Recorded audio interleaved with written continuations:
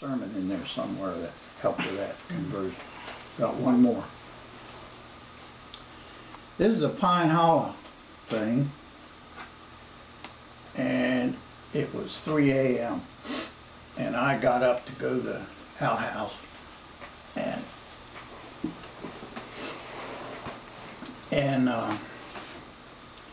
there were frogs in the pond singing.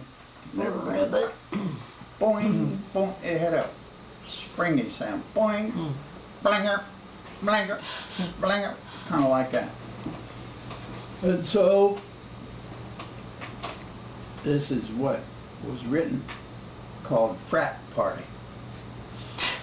The fellows were gathered to discuss the stars on a cool night when the Milky Way was close and glorious.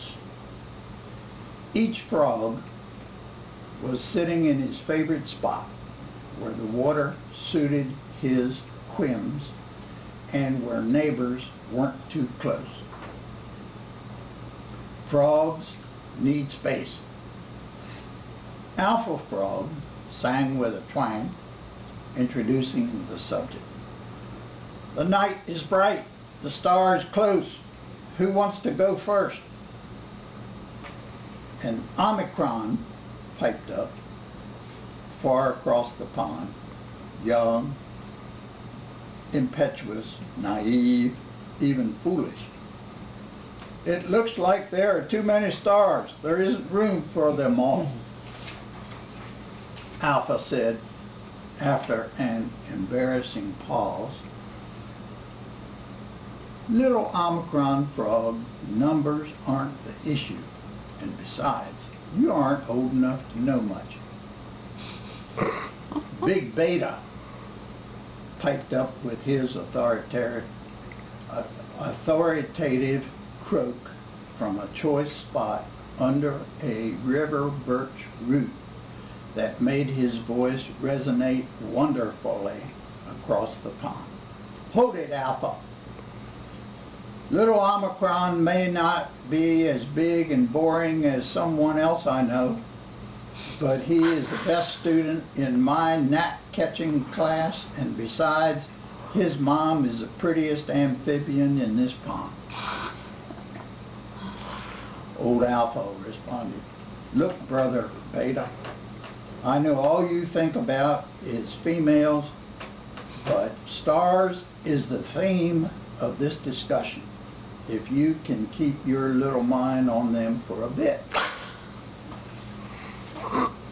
Big Beta bellowed, who cares about stars? They are too far away to do us any good, and besides, life is too short. Getting those precious eggs fertilized is what life is all about. Just because your hormones are in decline is no reason for the rest of us to sit around in mindless philosophizing. A prolonged splash on the other side signaled activity of an amorous nature. An owl hooted from up on the hill. Omicron twanged again. It seems to me that the big stars up there are about 10 times fewer than the little ones. If they had a war, the little ones might win.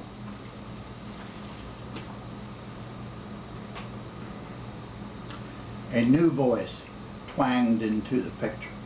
It was Gamma, from over on the mud flat toward Steve's tent, where Philip was sleeping snugly in his trusty sleeping bag, and Steve was dreaming about Harry Potter's next episode. Gamma said, look folks, stars is nice, and they give us a thrill on a fine night like this, but what gets me going is to think about the Sigma sisters over there in the grass, where Muskrat gets his dinner. Those babes are full of eager eggs, and this is after the 4th of July, time to have a party while the moon is right. Old Alpha sang across the water, have it your way, dudes. It's a waste of time to discuss serious subjects with you. You make me tired.